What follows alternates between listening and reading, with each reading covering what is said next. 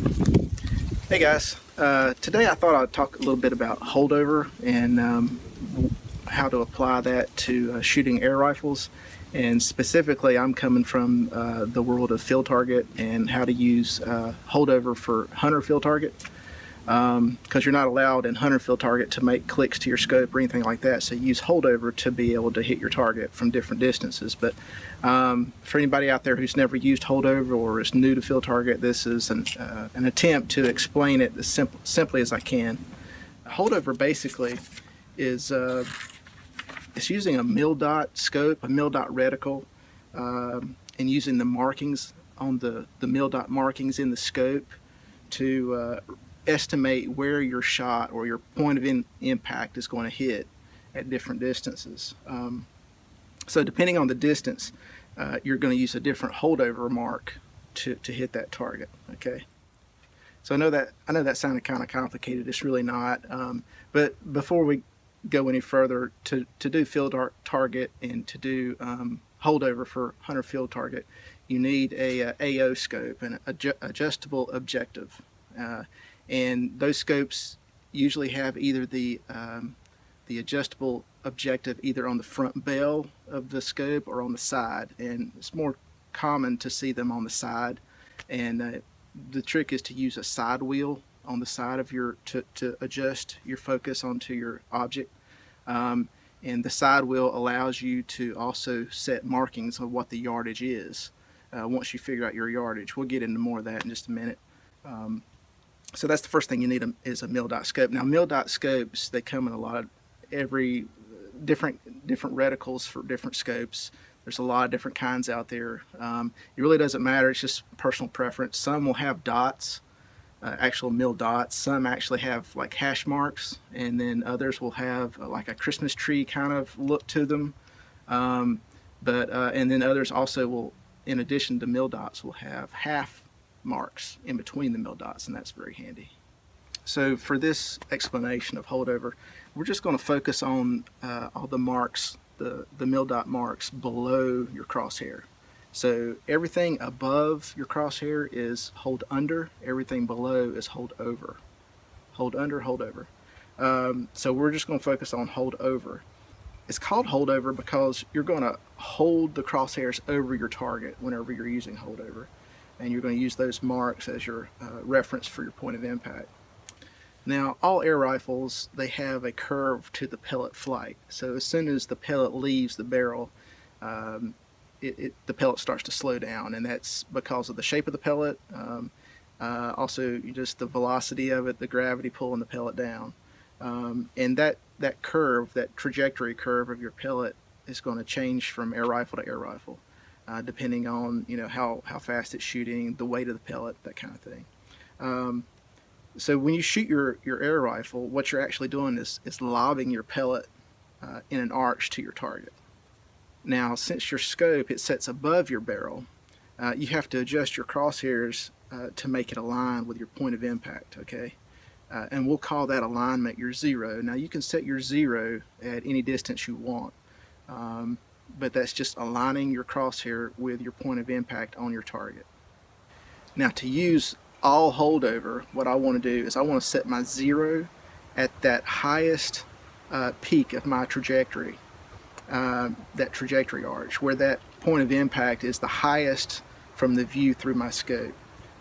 So for most air rifles that are set up for field target, that peak is going to be somewhere around 25 to 30 yards or so, give or take. It really depends on if you're, like I'm shooting hunter field target, so the energy level is a little higher than if I was shooting WFTF, or so the open class and the hunter class, they can use up to 20 foot-pounds of energy. So, but generally it's somewhere between 25 and 30 is where you're going to find that peak. But once I experiment and I find where that peak is, I can use that as my zero, set my crosshair on that distance, and then I can, once that's set as my standard, I can find my holdover for all my other yardages. So for this example, let's set 25 yards as my zero, which is what I typically do. every shot taken at a closer range or a further range is going to be below my zero, below my crosshairs. That's because that arch of, again, that arch of the trajectory of your pellet. And I've set the top of that arch as my zero at 25. Now, to figure out your holdover info for all your yardages, all the yardages you want to know ahead of time, the best thing to do is to measure out beforehand to each target and set up multiple targets. That way you can get a lot of data all at one setting instead of having to get up and move. And so if you have the ability to set up multiple targets at pre-measured distances, that's very helpful. So the first thing to do is always make sure that when you sit down to either figure out your holdover for the first time or to check your holdover later, is to make sure that your rifle is shooting at your zero. So my zero is 25. I shoot my 25-yard target, make sure that my crosshair is lined up right on the target, and it's, the pellets are going right where I want them to in the middle of my crosshair, because that's my zero. The next step is to shoot different distances and to see how far below your crosshair your point of impact is. Okay, so for example, we'll set up a target at 50 yards, and you can print out a piece of paper with a crosshair, or shoot a pellet and try to hit the same pellet or the same pellet hole, that kind of thing. But whatever you're aiming at, put your crosshair on that aim point.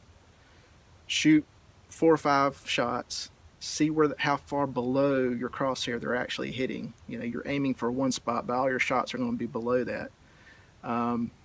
And shoot a group of 5 or 6 or however many you want, to get an estimate of at that distance what your holdover will be. So if I shoot a 50-yard target, and I see fairly consistently my average is about 1 mil dot below where I'm aiming, that's my holdover for 50 yards. So 1 mil dot would be my holdover for 50 yards. And I just go and I do that for every yardage that I want to have on hand, have in my notes. So I just do that for every target.